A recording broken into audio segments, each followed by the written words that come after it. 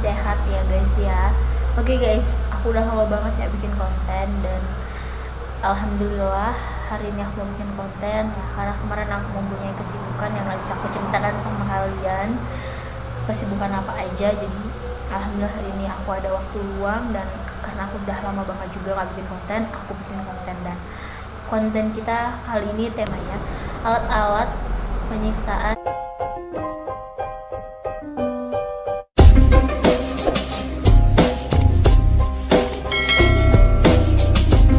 tersadis yang ada di dunia guys. Oke, apa aja alat-alat tersebut guys? Oke, nanti akan kita bahas. Dan alat-alat ini digunakan untuk menyiksa para korban atau tersangka. Nah, oke guys, alat ini itu diperuntukkan untuk penyiksaan, bukan langsung dibikin korbannya itu langsung meninggal atau mati ya guys ya. Tapi perlahan-lahan, bukan langsung spontan disiksa terus mati, tidak guys. Hanya beberapa saja yang seperti itu.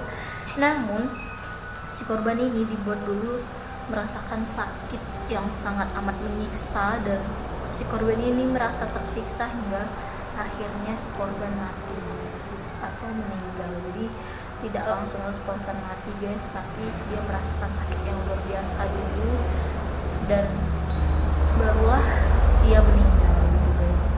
Dan inilah alat-alat penyiksaan sangat sadis dan sangat-sangat kejam di dunia. Kita bahas alat penyiksaannya. Oke, untuk yang pertama itu adalah gergaji guys. Jadi alat yang digunakan ini untuk menyiksa atau menghukum para korbannya ini dengan cara si korban ini digantung terbalik ya guys ya, dengan kaki di atas dan dua-duanya itu diikat. Jadi posisinya tuh seperti membentuk guys. Nah, seperti itu kakinya diikat kedua-duanya.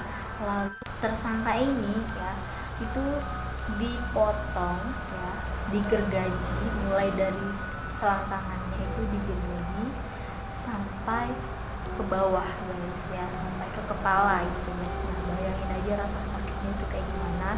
Dan alat penyiksaan ini digunakan pada zaman kekaisaran Romawi dan Spanyol guys. Oke. Nah, di alat yang kedua ini ada namanya pemecah kepala guys ya, atau penghancur kepala. Nah, alat ini tuh digunakan juga di Spanyol ya guys ya, di Spanyol kuno untuk menginterogasi guys. Biasanya alat ini tuh dipakai untuk menginterogasi ya. Dan kepala korbannya ini ditekan dengan menggunakan alat ini, alat yang menyerupai topi ini guys ya, alat yang menyerupai topi ini ditekan hingga kepalanya itu pecah atau hancur guys. Di alat yang ketiga ini namanya adalah rak. Nah, memang tempatnya itu seperti rak kayak seperti rak tempat tidur gitu guys. Dan si korban ini diikat kedua tangannya itu seperti ini, dan kakinya juga diikat guys. Nah, kalau tadi yang pertama itu kan digantung ya guys, posisi kepalanya itu di bawah dan kakinya di atas. Nah, kalau ini dia seperti kayak akan dipanggang gitu guys. Nah, jadi korbannya ini diikat kaki dan tangannya ke papan, lalu ditarik perlahan guys. Nah, terasa banget nyerinya guys, dan alat ini juga bisa memisahkan tubuh bagian atas dan bawah korban. Jadi tujuan diikat ini gitu, ditarik perlahan-lahan sampai badannya ini putus guys. Nah, bayangkan aja rasa sakitnya kayak gimana.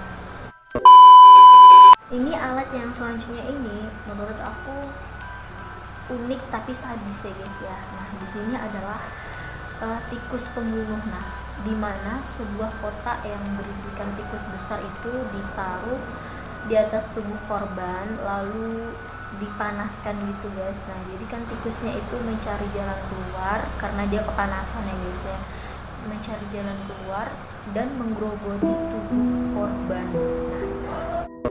Nah guys, alat penyiksa yang selanjutnya itu adalah namanya cakar kucing atau tangan kucing. Nah, bentuknya itu memang seperti cakar kucing guys gitu. Dan Alat ini biasanya digunakan untuk mencabik-cabik daging si korban sampai ke tulang guys. Jadi ya lama-lama bakal mati juga ya guys, karena kan dia mengeluarkan darah juga, terus sakitnya juga luar biasa ya guys ya. Lama-kelamaan juga bakalan meninggal ya guys ya si korbannya.